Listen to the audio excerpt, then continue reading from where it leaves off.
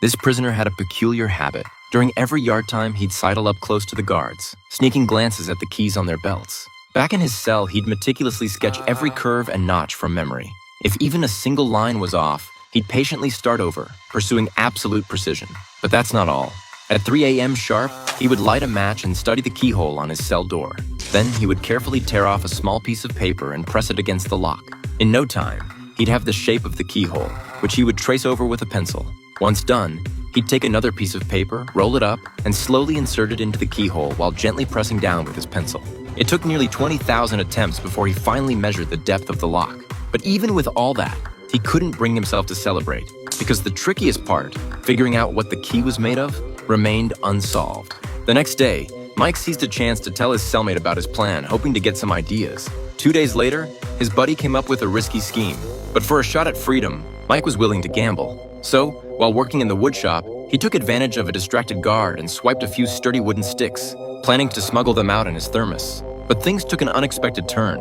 As Mike was leaving, his nerves got the best of him and his expression gave him away, raising the guard's suspicions. The guard grabbed Mike's thermos, poured out the coffee without hesitation, and shook it violently for a good minute. Strangely, after a thorough inspection, nothing seemed out of the ordinary, so he had no choice but to let Mike go. Little did anyone know, that small oversight would later leave an indelible stain on the prison's reputation. The moment Mike got back to his cell, he couldn't wait to dump out the wooden blocks from his thermos. The reason he managed to evade the guard's search was because he had planned for this exact scenario. When the guard approached, Mike's accomplice intentionally knocked over a box of nails, creating a distraction to buy time, while Mike hid in the back and stuffed a wad of towels into the thermos, narrowly fooling the inspection.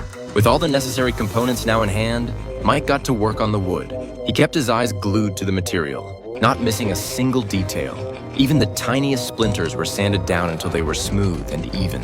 Half an hour later, all the pieces needed for the key were finished. Next, he carefully applied glue to the surface and meticulously assembled each part. To speed up the drying process, the warm light bulb overhead conveniently served as a natural heater. After 30 seconds, Mike picked up the wooden key, confirmed it was securely bonded, then took out his blueprints to double-check everything before making final adjustments. After numerous rounds of fine-tuning, a complete wooden key finally took shape. With a mix of nervousness and excitement, Mike slowly approached the cell door and gently inserted the key into the lock. Holding his breath, he turned the key, full of anticipation. With a crisp click, the iron door actually swung open. Instantly, an irrepressible grin spread across his face. But his elation was short-lived as he soon faced an even bigger problem. He deflated like a punctured balloon, his earlier excitement vanishing. The thick steel door in front of him loomed like an insurmountable mountain, and most disheartening of all, its lock could only be opened from the outside. But there was no turning back now. Mike decided to start working on a second key. From then on, whenever he found a spare moment, he would put all his energy into memorizing the shape of the guard's key. Every night back in his cell, he would secretly work on crafting it. As about a week later, the second replica key was finally complete. To test it out, Mike snuck over to the door during a group work shift while his cellmate kept watch in the distance. Whenever the key got stuck, he would immediately pull out a small tool hidden in his sock and make adjustments on the spot. After a few tweaks, Mike was thrilled to find that he could smoothly turn the heavy iron door. However, just as he was about to rotate the lock cylinder back into place, the key inexplicably jammed. With a slight push, the key suddenly snapped in half with a crack, nearly scaring Mike out of his wits. As if on cue, his lookout buddy signaled a warning. Mike started to panic, frantically digging at the lock cylinder with his fingers. At the critical moment, his cellmate quickly grabbed a tool from their room. Mike lunged for it like a lifeline and immediately started hammering and prying at the lock. Footsteps drew closer and closer, and even his accomplice was anxiously tapping his foot. Just 1 second before the guard arrived, Mike managed to pry out all the wood shavings, but the latch was still exposed. After the guard left, he immediately dropped his mop and rushed back to the door, desperately pounding on it. But no matter how hard he hit it, his swollen hands couldn't get the latch to budge. Out of options, he could only resign himself to fate. Collapsing onto his bed, he waited uneasily for his potential punishment. Not long after, the guard came for the routine lockup. Mike's head snapped up like a startled animal. He thought he was done for, but to his surprise, when the guard saw the protruding latch, he simply glanced around before shutting the steel door as usual. Inside the cell, Mike's heart was pounding out of his chest, but the surroundings remained still. Only then did he let out a huge sigh of relief. Although he had narrowly avoided exposure, his determination to escape was still burning strong. Soon after, Mike crafted a new key, but the real challenge was figuring out how to unlock the cell door from the inside. The three of them gathered in the cell to strategize. Suddenly, one of his cellmates had a flash of inspiration and proposed a plan. tie thin wires to both ends of the key, then thread it through the gap in the cell door and use their hands to guide it precisely into the keyhole. But Mike immediately shook his head in disapproval, pointing out that the key wouldn't be able to turn that way. John suggested using a wooden stick instead of string, but such a long stick would be hard to hide. They discussed for ages but couldn't come up with a feasible method. Then one day, while working in the shop, Mike happened to notice a rotating disc in his cellmate's hand and had a sudden brainwave. He made a wooden wheel and attached the key to it. All he had to do was extend it out the window and align it with the keyhole. But after several attempts, he realized the key wasn't the right size. He had to retract it and make adjustments with his tools. After a few tries, Mike finally managed to unlock the cell door from the inside. He was so excited he could almost jump for joy. But right then, a patrolling guard walked by. Mike was scared out of his wits and hurried to pull the key back in. But his nerves got the better of him and his hand slipped, accidentally dropping the key on the ground. Now the situation was critical.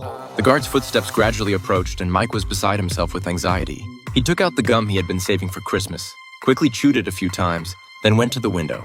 With all his might, he extended the broom out the window with the gum stuck to the tip. Mike planned to use the stickiness to pick up the key. He was just about to succeed when, as he carefully withdrew the broom, the key and gum fell back to the ground together. At this point, Mike was extremely anxious and on the verge of losing control, but he had to force himself to calm down and keep trying. The gum would only stay sticky for 2 minutes at most, so he had to hurry. After a few rounds of repeated attempts, he finally retrieved the key. With the crisis averted, Mike breathed a sigh of relief and slowly laid back down on his bed, his heart still racing. The next day, he excitedly sought out his accomplices and couldn't wait to share the good news with them. The three of them instantly saw a glimmer of hope. From then on, they used the same method to make the remaining cell door keys, carefully burying each completed component underground to avoid sudden inspections by the guards. A month later, all the keys were finally finished. They agreed to test them out that night. Mike first made a human-shaped dummy out of his pillow, then met up with John. The two of them tiptoed downstairs barefoot and began trying the keys one by one. To successfully escape the prison, they had to get through a total of 15 heavy doors. Mike had painstakingly crafted 39 keys, each lock cylinder different from the next. They had to test them individually and mark them to save time. But as soon as they tried one door, a patrolling guard appeared and the two quickly retreated. There wasn't time to go back upstairs, so they could only hide in a storage cabinet downstairs. But to their dismay, the cabinet couldn't be locked from the inside and the door wouldn't close tightly. Mike had no choice but to tightly grip the screw, but the screw was too short for his fingers to get a good hold and kept slipping out of his hand. Worse still, the guard had already walked over to the cabinet. The two of them held their breath, staring outside, afraid of making the slightest sound. It never even occurred to the guard that two inmates could be hiding in the cabinet, sneaking out. He lazily went upstairs for his routine check as usual. When he got to Mike's room, he didn't even notice the dummy on the bed, just casually glancing in before moving on. At this point, the two men in the storage cabinet quietly opened the door and carefully edged forward. After confirming there were no guards around, they continued testing the keys. Before long, they arrived at the last heavy door, but still hadn't found the right key when they heard footsteps coming from upstairs. Realizing the patrol might be over, they quickly locked the iron door and hid back in the cabinet. At the same time, the guard had just reached the stairs. He noticed a few drops of sweat on the ground and asked himself if he had been sweating, finding it strange that he hadn't left them. The two men in the storage cabinet were trembling all over, their hearts pounding, terrified of being discovered. Luckily, the guard looked up at the ceiling and assumed it was water dripping from above. He wiped it away and left. Only then did the two breathe a sigh of relief. After quietly closing the wooden door, they snuck back to their respective cells. To prevent a surprise inspection by the guards, Mike disassembled the key and hid it in his toothbrush cup. Early the next morning, Mike was woken up by the guard, having missed the bell. The guard suspected he had been up to something during the night, so he conducted a surprise search of his cell. Everything in the room was turned upside down. The key was well hidden, but the one in the toothbrush cup fell out. The guard slowly picked it up. Fortunately, Mike had separated the key's teeth from the handle. The guard didn't recognize it as a key and asked him what it was. Mike calmly responded by grabbing a photo of his parents and wedging the key teeth in it, saying it was a photo clip. The guard believed him and left empty-handed. After this incident, Mike realized they couldn't wait any longer. The next day, he found his fellow inmates planning to invite everyone to break out together. However, to his surprise, at the critical moment, not a single person was willing to act with him. It turned out they were all afraid of the escape failing and didn't dare face the consequences of being caught and brought back. But with freedom just one step away, Mike and the other two refused to give up. They had already decided to make their move tonight. That evening, all the guards clocked out and left, plunging the prison into dead silence. Mike sprang into action, first releasing John and Paul. The three of them quickly changed into the civilian clothes they had prepared in advance and jogged over to the main gate. However, just as they were about to open the door, they heard a noise from downstairs. The three slowly released the iron door so they could retreat at any moment. Only after the noise disappeared did they continue. They silently made their way downstairs, originally planning to temporarily hide in the storage cabinet to avoid the guards' first round of inspections. But when they entered, they discovered the wire they had prepared was nowhere to be found. Mike searched the ground but couldn't find it. Left with no choice, they could only hold it with their hands. At first, they thought it would go as smoothly as before, but they didn't expect today's guard to be holding a tool, heading straight for the storage cabinet. It turned out the guard's toilet had clogged and he had come to the storage cabinet to find a tool. When he stood up, he accidentally dropped the wire lock, but he didn't pay it any mind.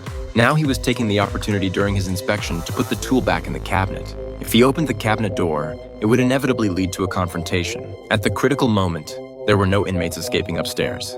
Suddenly, someone smashed a light cover, causing a short circuit. Accompanied by a few shouts and commotion, the guard was thrown off. Abandoning his plan to open the storage cabinet, he turned around to deal with the situation upstairs. His teammates' misdirection plan had succeeded, buying them precious time to escape. The three of them didn't dare delay for even a moment. They quickly rushed out, expertly unlocking one iron door after another. Before long, they arrived at the final door. Even more exciting was that the main gate outside was wide open. They hugged each other tightly, celebrating their impending freedom in advance. However, the unexpected always comes out of nowhere. Because they had never tried this door before, they didn't know which key would work and could only test them one by one. Time trickled away bit by bit and their hearts slowly sank. After trying the last key, the door still wouldn't budge. This door had become their biggest obstacle. Mike despaired and suggested giving up and going back, but his accomplices refused to admit defeat. They grabbed their tools and frantically pounded on the doorframe. The huge commotion frightened Mike and he backed up a few steps, trying to dissuade them while running to the next room. The barrage of banging was sure to attract the guards. By the time Mike rushed back to stop them, he found the doorframe had already cracked, exposing the latch. He held his breath, waiting patiently despite his fear. After dozens of fierce blows, the door was finally broken open. However, the moment they stepped outside, they were horrified to discover a guard armed with a weapon patrolling the wall. Fortunately, they had come prepared. They took out a small mirror to observe his movements. As soon as the guard turned and left, they immediately moved swiftly toward the main gate. In this manner, the three arrived at the gate one by one, then used the same method to rush to the street. Even so, their tense hearts remained on edge as they simply kept their heads down and silently proceeded. It wasn't until two guards passed by without recognizing them that they finally breathed a sigh of relief. The three men were like wild horses set free, galloping unimpeded through the liberated world until they reached the train station. They hailed a taxi at random and instructed the driver to head straight for the border. Early the next morning, the guard unlocked the cell doors as usual and called for the inmates to come out for roll call, but only Mike and the others were nowhere to be seen. When the guard entered the room, he was shocked to find not Mike, but a crude dummy on the bed. The guard was utterly baffled as to how a living, breathing person could simply vanish into thin air. But by the time he realized what had happened, it was too late. The three had long since crossed the border by car. This is a true story. Mike's real name was Tim Jenkin. He was a quiet craftsman, or more precisely, a fighter for freedom. How did he accomplish something that seemed impossible? The answer is to break the goal down into achievable small steps, like a series of small keys, unlocking them one by one until finally reaching freedom.